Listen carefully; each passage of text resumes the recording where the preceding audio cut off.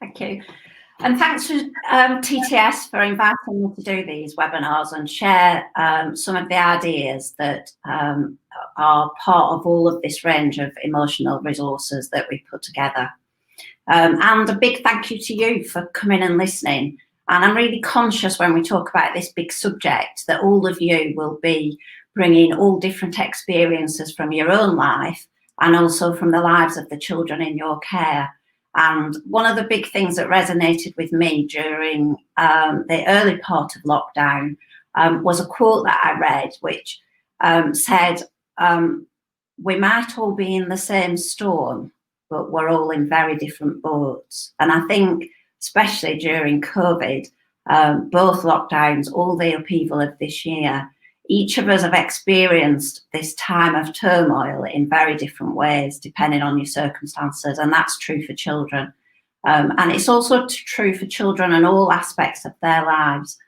So I'm aware, and I want to try and be as sensitive as I can to the fact that you and the children that you work with will all be coming to this emotion with different experience and different things going on. As Kat said, this is the third of 4 webinars, and everything that I'm going to be talking to you about has been created by experts. So it's not me, I'm not the expert. I wish I was, but I'm just bringing it to life for you, I hope. So the first thing is to mention the Little Book of Sadness. A lot of what I'm talking to you about today is in here. And the authors of the Little Book of Sadness are Dr. Carol Holliday, and she leads the programme for child and adolescent psychotherapeutic counselling at the Faculty of Education in the University of Cambridge. I have to read it because it's such a long title. And she's over 25 years experience, hugely knowledgeable, and is also doing ongoing research. And Jo Briney-Rowe brings incredible creative writing flair to the party, and she's creative writing supervisor at Lucy Cavendish College in Cambridge. And Beck Barnes brings everything to life with her amazing illustrations. So when I'm speaking, I am being their voice today. In your handouts, you will have, in case you're a visual person like I am, because I like to have something to look at and not just my ugly muck face, but also scribble on and just follow as you go around. So I've put this slide in there, which if you are referring to it, I'm reading it like a clock. So I'll start at the top and work my way around clockwise. So I hope that helps. And the other thing is, in the last couple of webinars, we've had questions about the resources that I'm referring to. And again, just to be helpful, they're all featured on this page that you've got to download so that you can see what I'm talking about. Hope that helps. Right, let's talk about sadness. Let's talk about emotions, first of all. One of the themes that runs through everything that we've talked about so far is that all feelings are valid. And it's a subtle change, but it's a big change. Certainly was for me when I sort of came to this, that it's not about having good feelings and bad feelings, though some are definitely more pleasant to experience than others. All feelings are important. They tell us about ourselves. They tell us what's going on inside. They tell us about who we are, and they tell us about other people. So it's really important to accept them. And, you know, I've got my little magnifying glass out to say sometimes we have to be a bit of a detective when it comes to our emotions. It's not always obvious why we're feeling what we're feeling. And that's certainly a theme that's going to run through today. And these emotions that we have to accept and embrace, they don't necessarily come neatly in ones. Sometimes you get 2 or 3 all at the same time. You can often be excited and anxious all in one go. And the emotions tell us things. So anger tells us that our boundaries have been violated. Fear tells us that there's danger. Envy Well, envy tells us what we want in life. And sadness. Sadness is all about loss. And that's what we're going to talk about today. We all experience loss in some form during our lives. And it covers a big, sadness, loss. It covers this massive spectrum from a small feeling to an enormous, overwhelming, life-changing feeling. And children have all of that to cope with inside. So, sorts of things that I'm thinking about. Loss. Well, when we move house, that's a form of loss, leaving behind that physical building that we know well. And that's something that a lot of children will experience. Starting school for the first time, and leaving nursery behind, that's a sort of loss. Saying goodbye to the friends, saying goodbye to the routine that you know. A change of routine. Oh my goodness, this year has created such changes that children will have a sense of loss of that world that they used to know, and not just children, I think us too. Bigger things like divorce is a big form of loss for children. The death of a pet, that's that first experience of death is often for children through losing a pet. As you get older, broken heart, that's a big one for all of us. Broken dreams, that's a sort of loss. That's a sort of something that we often have to cope with throughout our lives. The loss of something special that might not mean anything to anyone else, but does mean something to you. An earring that's made out of paste that belonged to your grandma could make your heart hurt because you've lost it. It's not got any value except to you. And the same for children, that sense of losing something. Each of these books has got a couple of stories for children in them. So they follow the same format. They've got thinking for grown-ups at the beginning, which is a lot of what I'm talking about. And then they've got a couple of stories that bring to life everything that is being talked about. And one of these stories, which is really lovely, is called A Piece of Magic. And it's all about a little girl who loses her magic blanket, which it's just so lovely how it brings it to life. So losing something special. And then, gosh, the big one, losing someone that you love. That's huge. And we're going to talk about that later on. And separation from a loved one. We've all experienced this year in a way that none of us could have imagined. And I want to just say at this point that we often say that children, I've heard it a lot in my life, children are strong, children are adaptable, children are, there's a word beginning with R that's gone out of my head. Which one of you could say it? Anyway, come to me. As if things bounce off them. And actually, I want to say that just because you can't express what's going on inside doesn't mean you aren't experiencing it. And just because you're small doesn't mean your emotions aren't big. So let's talk now about how we learn to regulate our feelings. If you're able, as an adult, to regulate your feelings, you will be able to recognize the feeling. You'll probably talk about it with somebody that you trust. You might talk about it to yourself if it's just a little bit of something that you want to get off your chest. You might reflect on what's caused you to feel that.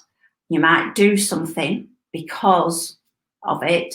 You might think, I need to change such and such in my life, or I need to do this a bit differently because of it.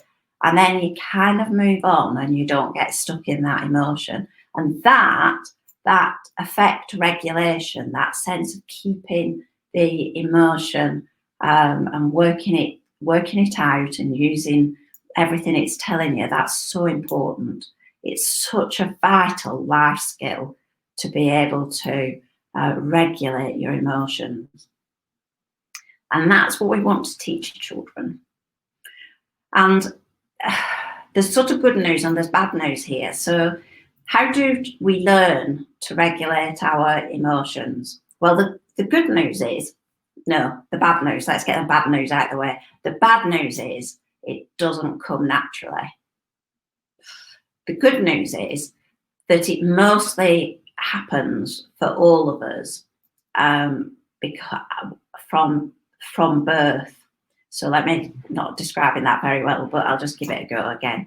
So it's not automatic, but it happens as we grow as babies. So we cry, and usually mum or caregiver who picks you up, looks after you, tends to your needs, settles you, puts you back down. That little circle tells us that we're okay. You gurgle and you do your cheeky first smile, and mum or dad smile back at you and give you that lovely feeling that you are loved and wonderful and that everything in the world is wonderful. And that little cycle, that is enough to start that process of regulating and understanding those early sensations, feelings. Pretty much every parent does their best, but not every parent is available in the same way, depending on what they've got going on in their lives. And I don't necessarily mean physically available, I mean emotionally available, though it can be physical as well. And therefore, children do need an adult who is there for them. They do need someone who is warm and compassionate. They do need someone who is understanding. They do need that relationship to develop the ability to regulate their feelings, to understand their feelings. And research shows that you, as practitioner, as teacher, you are part of what makes a difference in a child's life. The culture of the school, the culture of the nursery makes a difference for children. They spend a lot of time with you, and it matters. You matter. I want to give you, I've tried to keep these sessions really practical, and I'm conscious that I've talked way too much already, so I'm going to talk some more, but I'm going to show you some nice ideas and things. In the context of these sessions, we've been taking each emotion and just spending a few moments looking at it as to how it affects our body, how it affects what's going on inside of us. And I'm purposefully going to take you through a similar little routine that we did for anger and that we did for anxiety, because I think it's important that children have a little bit of time on each emotion, that we don't throw all of them at them. Hey, we're going to do emotions today. This is happy, this is sad, this is anger, da, da, da. I'm not suggesting that you would do that, really. But that you give each emotion due time and you explore it creatively. You explore it through art, through stories, through role play, through poetry, that you give time. So let's give sadness a little bit of time as we learn to recognise what it feels like in our bodies. I'm moving you down now so that you can see. So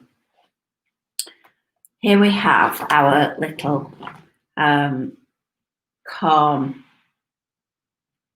blockhead chappy here. He's looking very calm. But then something happens that makes him feel sad. And he feels it first in his tummy.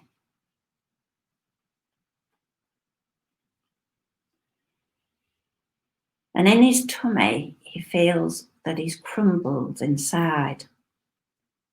He suddenly feels quite small and droopy. His shoulders are sloping down. And in his legs and his feet, they feel floppy and heavy. He suddenly feels heavy and tired, not got energy like you know, doesn't want to run about, doesn't want to play. And in his head and on his face, his chin might feel wobbly. His mouth's down, eyes wet, wants to sob. This feeling of sadness affects our whole bodies. Not always in the same way. Some of us feel it in different ways. And allowing children to explore and talk about and giving them ways of talking is a really important part of learning to recognise and deal with. I'm just going to show you now some photographs from our Mirror Me cards. So if we look at this little girl and we look at her face, we think about what's happened in this story that we're seeing just a little snapshot of. She looks like she is sad, and perhaps she's starting school for the first day. Perhaps she's leaving nursery for the last time. Perhaps she doesn't want to leave her mum. What's gone on? What's gone on in that little girl's life? An upside down smile. My mouth points to the floor. My bottom lip wobbles and sticks out more than before. I can see very clearly. My eyes start to sting. When I'm sad, my face just does its own thing. Oh. And when we talk about sad, when we think about how it feels to be sad, when we think about a time when we felt sad, do we remember how that feels? And maybe think about what we did to feel better. And in this photograph, we've got another situation that might make you feel sad. This little bear, look. It makes me sad just to see him there, all alone, lost. Maybe you had a toy that you lost that was precious to you, or something that was precious to you, and it made you feel sad inside. How did that feel? Did you feel heavy? What colour is sadness? What sound does sadness make?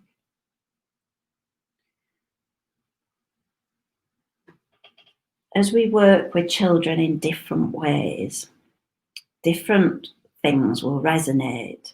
So from the blockhead characters to the photograph, and then to the bag of buddies that we've used in the previous sessions. We talked about feeling anxious, and we had our anxious buddy to help us. We talked about feeling angry, and we had our angry buddy. And we talked about feeling sad today, and we've got our sad buddy. And using the buddies in different ways is again a really good way that may connect with different children, not all children, but some children, giving them names, telling stories about why you're feeling sad, why they're unhappy today, letting children make up the stories. And then maybe in a circle time context, using the buddy to talk about things that comfort you when you feel sad. It may be that you've got a favourite toy or a favourite blanket. It may be that a hug from mum or dad or sister or brother or someone who you love is the best thing for you when you feel sad. And talking with children in that safe context about tears is a really good and important thing to do. I'm just going to bring you back up here now. Talking about how tears, how it feels to cry. Is there something good about it? Does it give relief?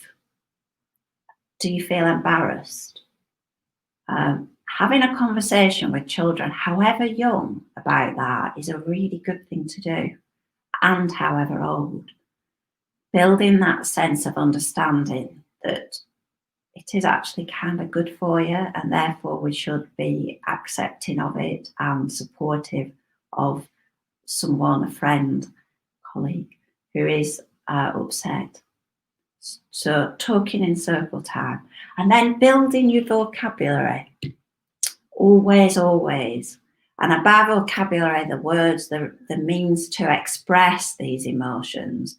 I've just did a quick one of these wordly things. I looked up words for sad, blue, heartbroken, woeful, grumpy, out of sorts, pitiful, wretched, hot, heavy-hearted, downcast, cheerless, down in the mouth, despondent, dejected, and so it goes on. So many words to describe it. And all of those words are like this sort of rainbow of, something from just feeling a bit down to actually big grief where your life has changed. Building that vocabulary, not just in words, but also in pictures and in sounds and in smells even, the whole senses, so that children have got what they can resonate with. If it's a cuddly toy, if it's a story, is so important and part of building this ability to recognise the emotion in yourself. And if you can recognise it in yourself and then talk about it, you're well on the way to being able to regulate it and be emotionally healthy. And if you can recognise it in yourself, you can start to recognise it in others. And you can start to ask the right questions.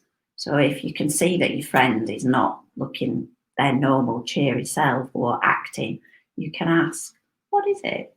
What are you feeling today?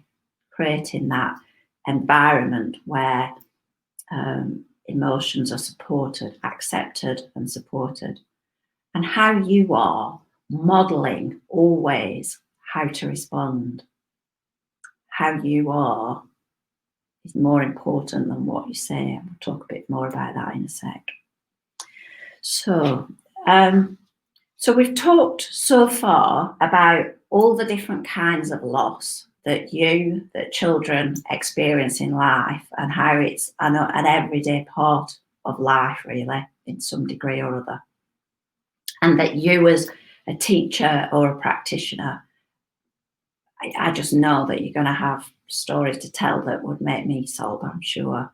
And that the children in your care are all experiencing different things at different times, and what a challenge that is for you as their person.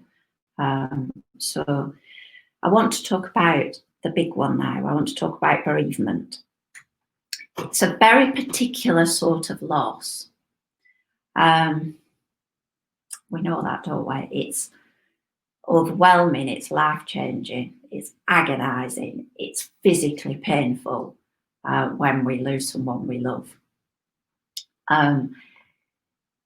Children can come through it if they've got adults who are kind and compassionate and caring, supporting them through.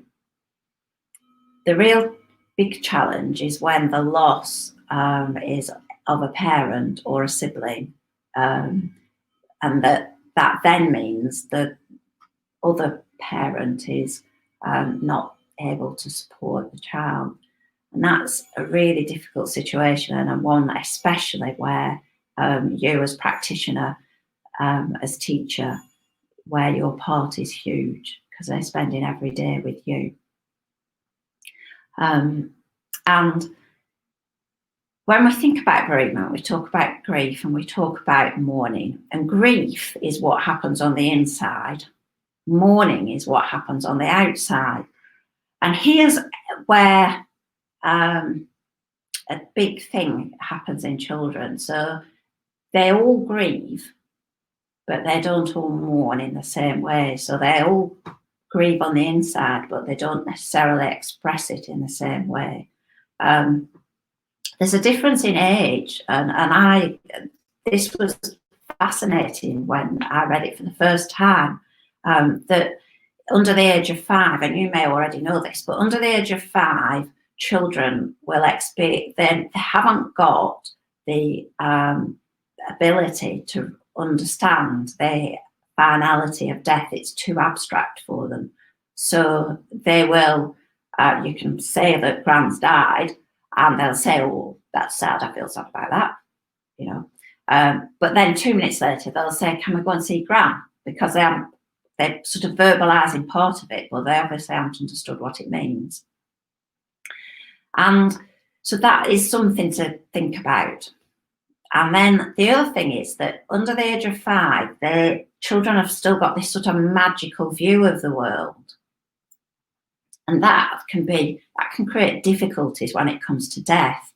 They can connect something that's happened to the death of their loved one in a magical way.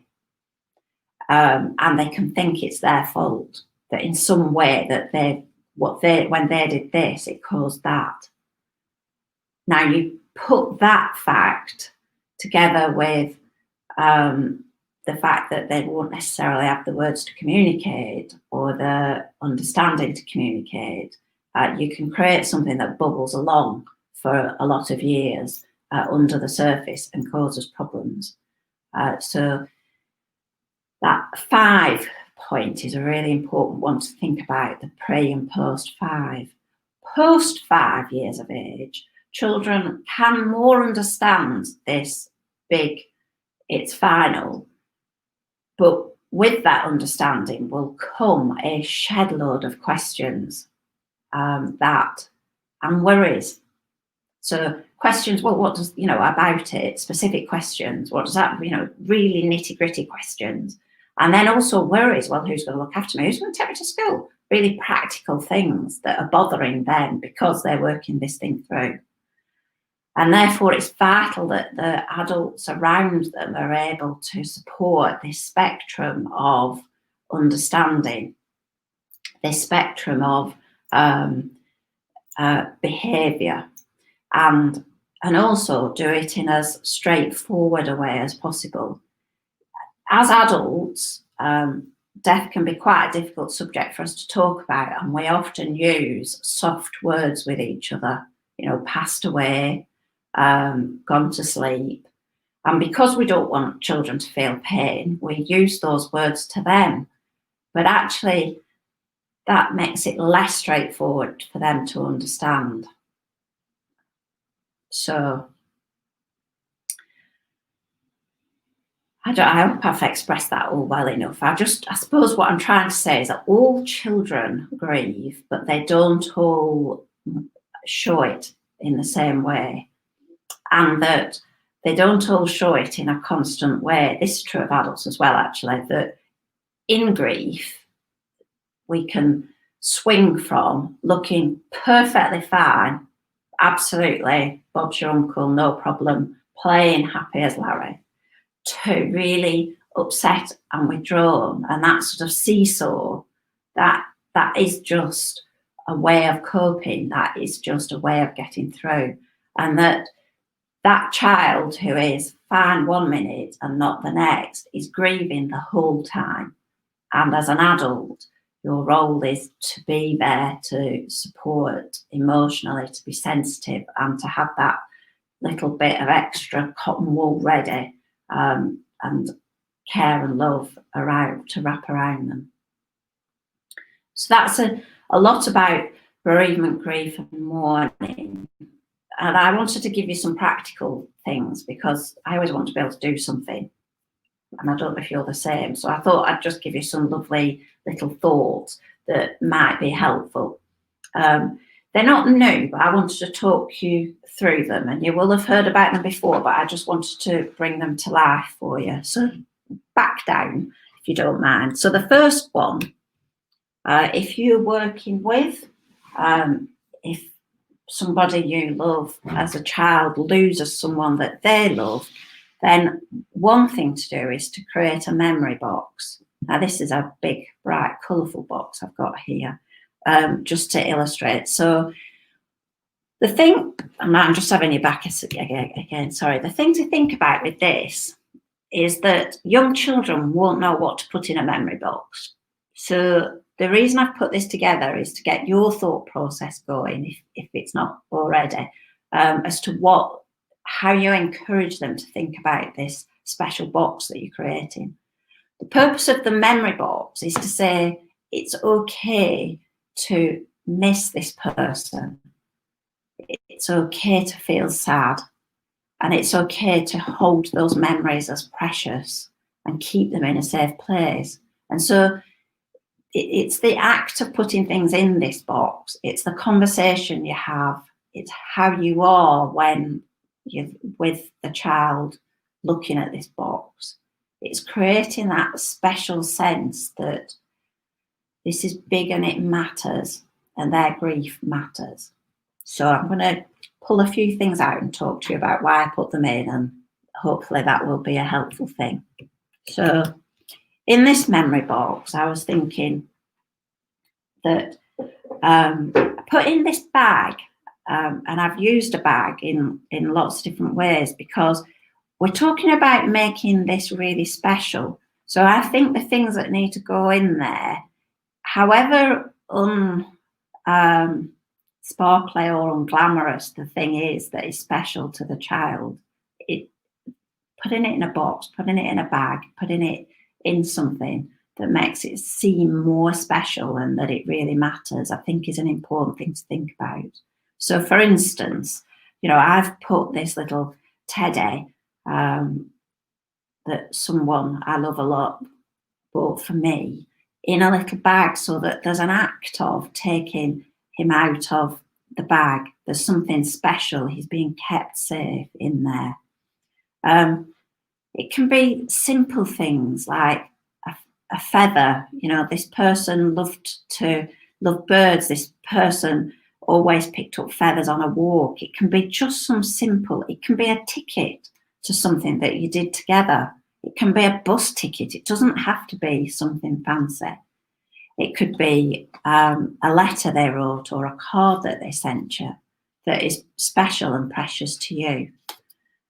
The last birthday card that you had, again, really important.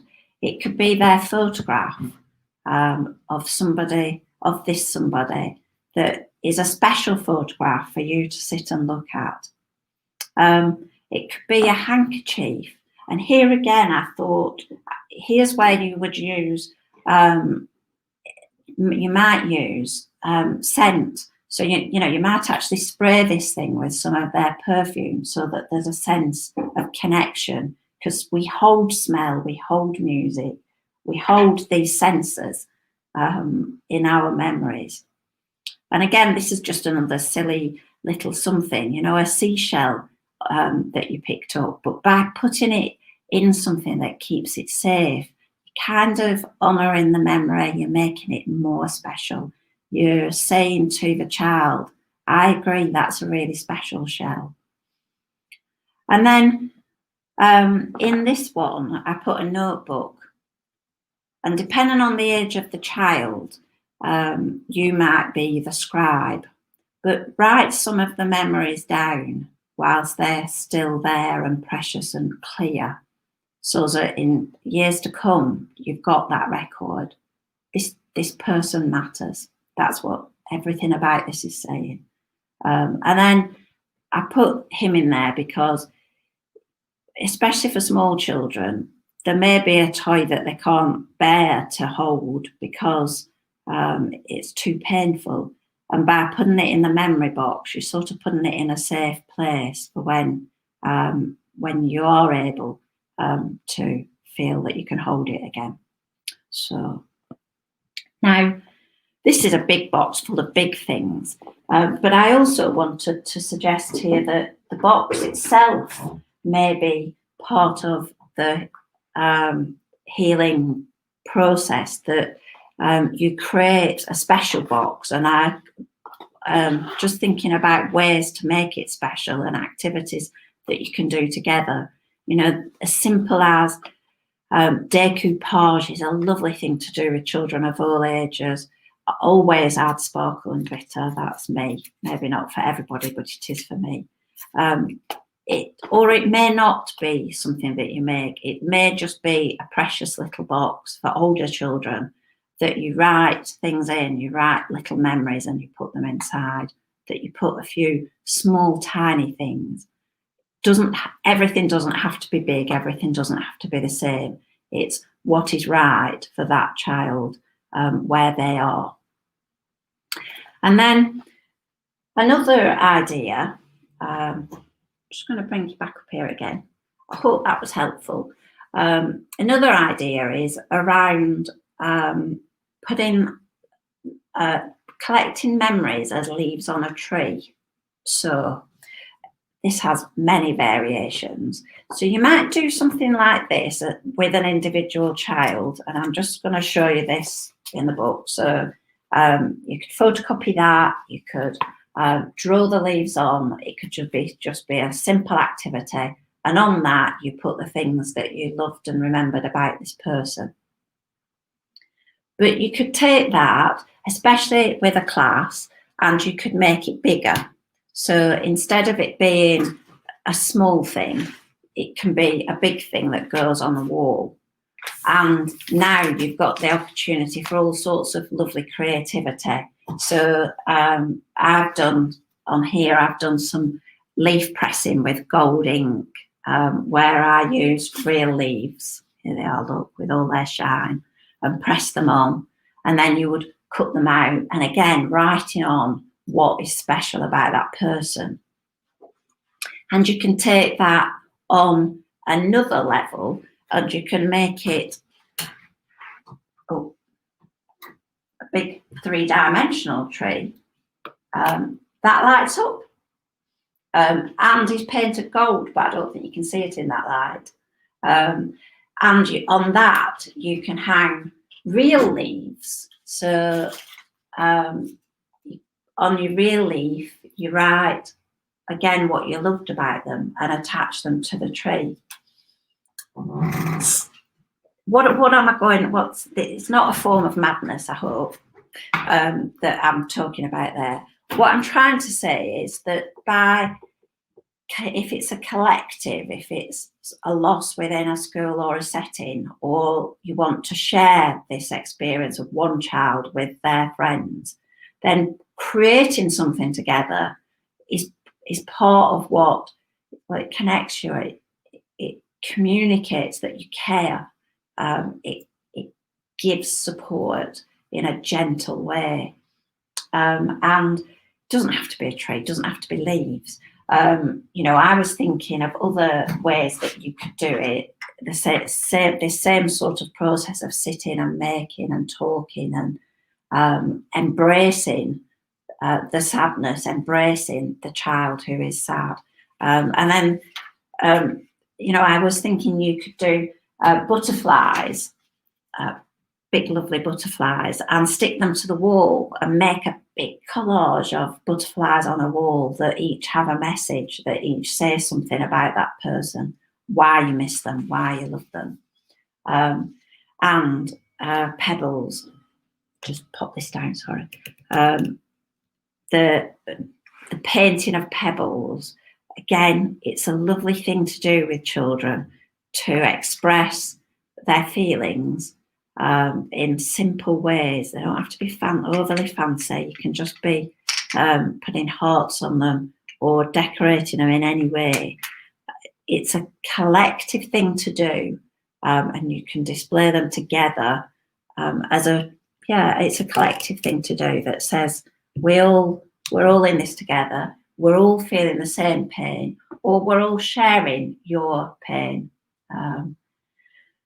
Few little things there. So, conscious that I'm running out of time, I hope those things have been helpful. I'm just going to summarise now in how can you support children. So, how can you support children through loss, big and small?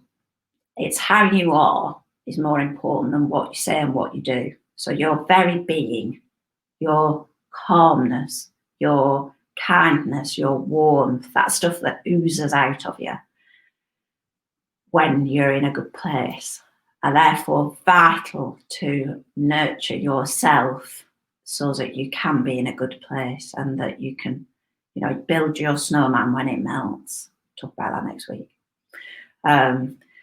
So helping them recognize emotions, that down feeling, that heavy feeling, that don't want to play feeling, that feeling, that heavy shoulder feeling, that thing that's in their belly, that thing that's in their feet, helping them recognize, building their vocabulary to talk about, their experiences to refer to, so that they can feel understood.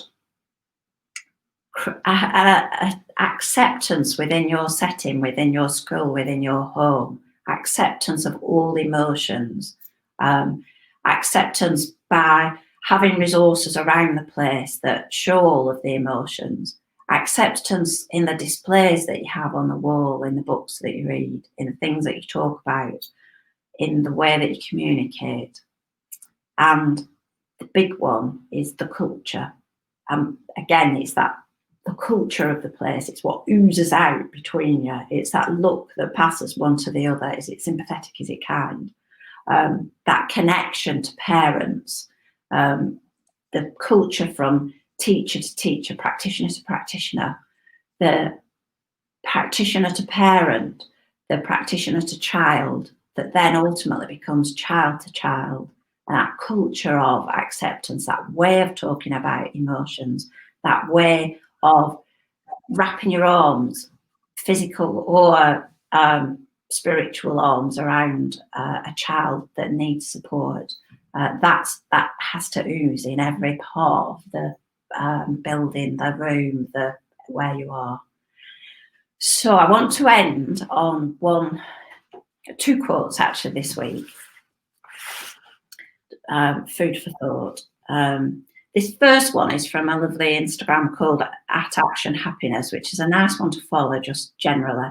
And I saw this at the weekend and thought how pertinent it was for this session. You can't heal if you keep pretending you're not hurt. And a lot of us do that. You can't heal if you keep pretending you're not hurt.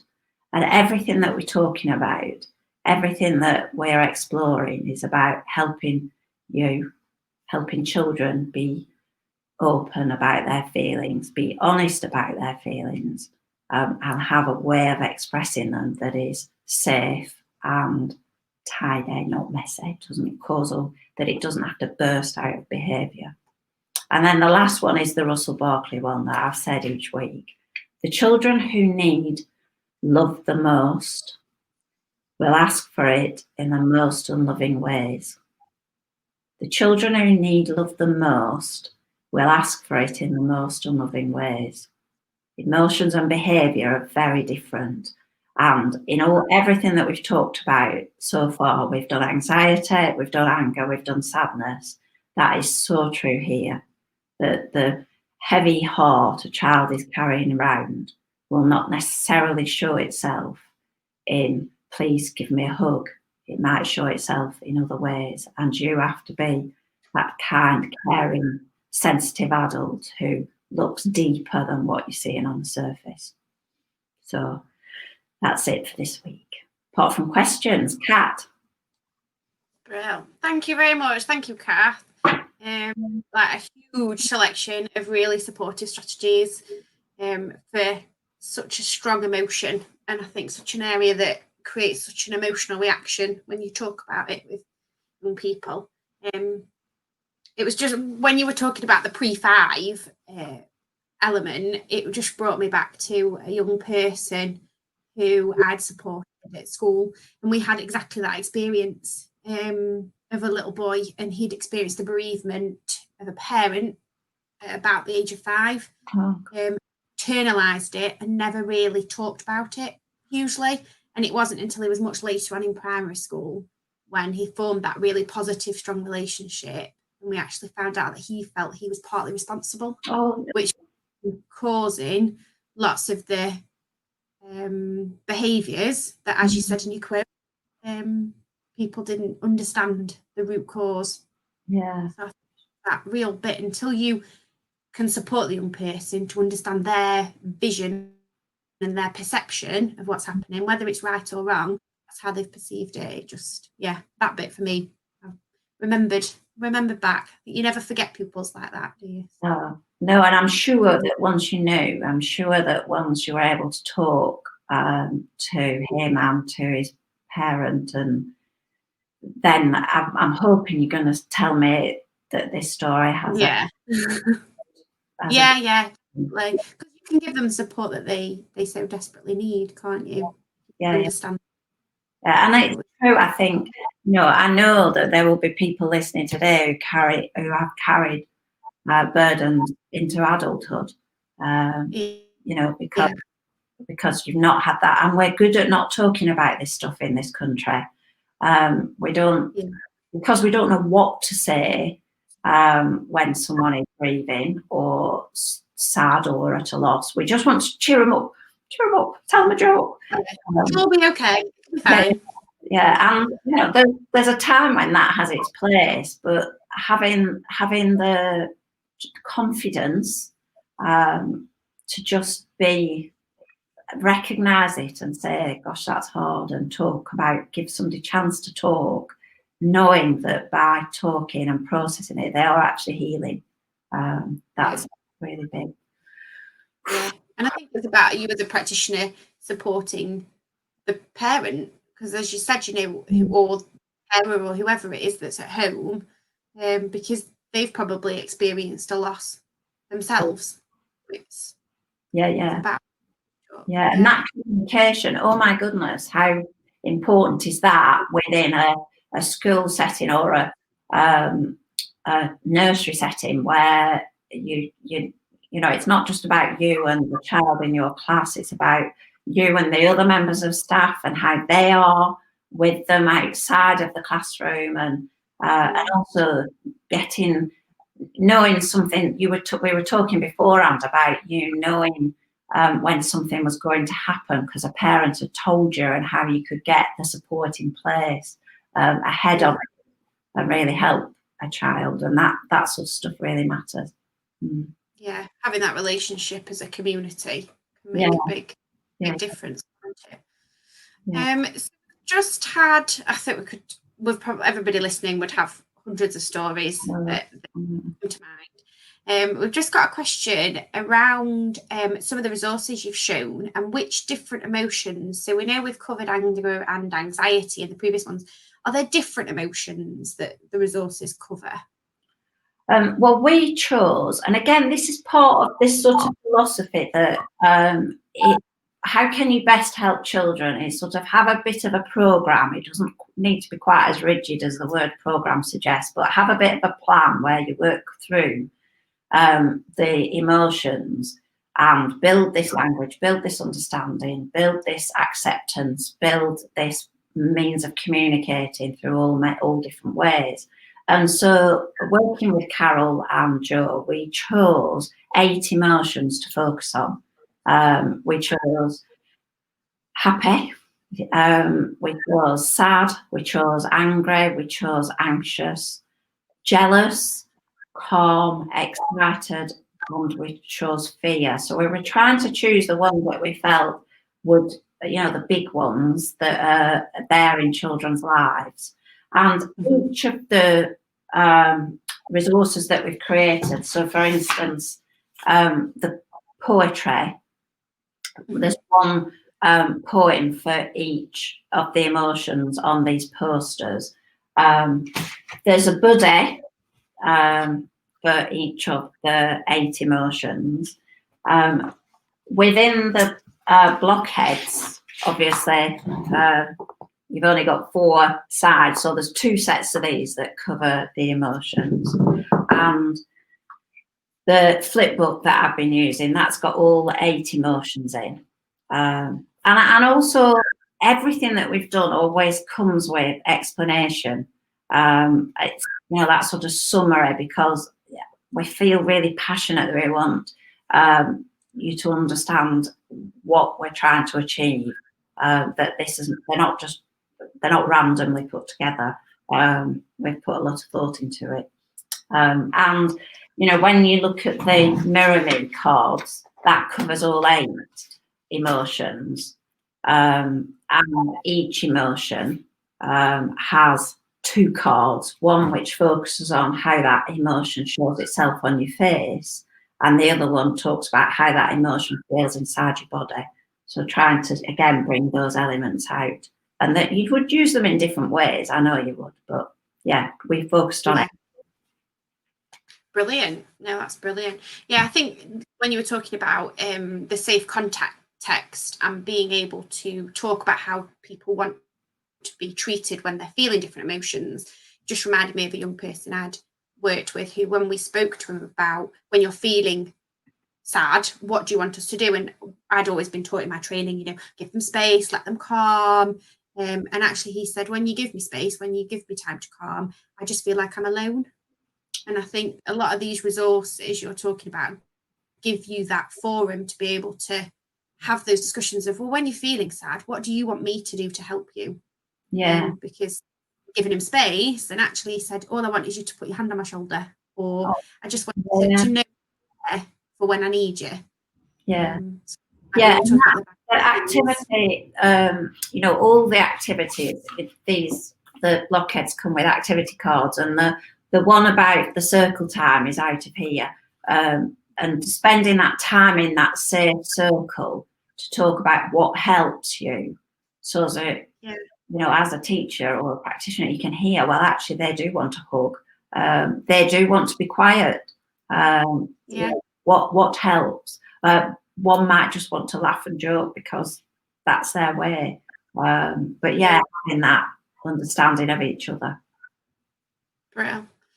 And then just one last question is around that, of course, when you're supporting a child who's potentially been through a bereavement, been through a loss, it can take a lot out of the adult that's supporting them, because you feel it for the child because you've created that bond. So have you got any tips or advice around how we can look after the adults so that they're ready to support the pupils that they work with? That's a really, I'm smiling because I thought when we do the session next week, when we're talking about happiness, that I would focus on how to support yourself as the adult, because you've got to be a superhero here, and that's an everyday gig. So we'll do a lot on that next week, because I've got. You're just jumping the gun then. I shall be doing it from. I'll be in the Bahamas nurturing myself. Your inner well-being and happiness. We'll cover that. But essentially, it's getting in. It's looking after yourself physically, so getting enough sleep, doing some exercise, getting outside, just seeing yourself as important, and not just neglecting yourself. Because this is not just about the children. The best thing that you can do for the children is being there for them. And in order to be there for them, you have to have looked after yourself. So, it's always that age-old thing. If you're having a wobbly day, your class are generally having a wobbly day, aren't they? Because they absolutely. Yeah. Brilliant. Okay, well, I know we're pretty much out of time. So my first thank you is to Kath for giving us so many ideas alongside all of the theory and the insight and suggestions around the questions that have come in. And secondly, thank you to everybody for attending another one of the webinars. Thank you. As I said at the beginning, this webinar has been recorded, so you'll receive an email within the next day or so with a link to watch the recording back in your own time. But don't worry if you don't receive it straight away. It can sometimes take a day to come through and download.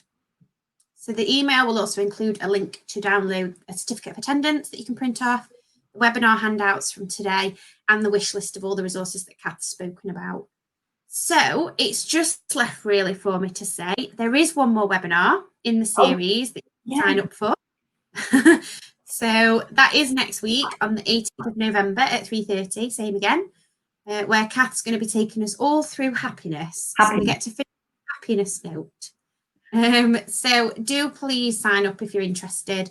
And even if you can't make it at 3:30, if you sign up, you'll then get the link to the recording afterwards.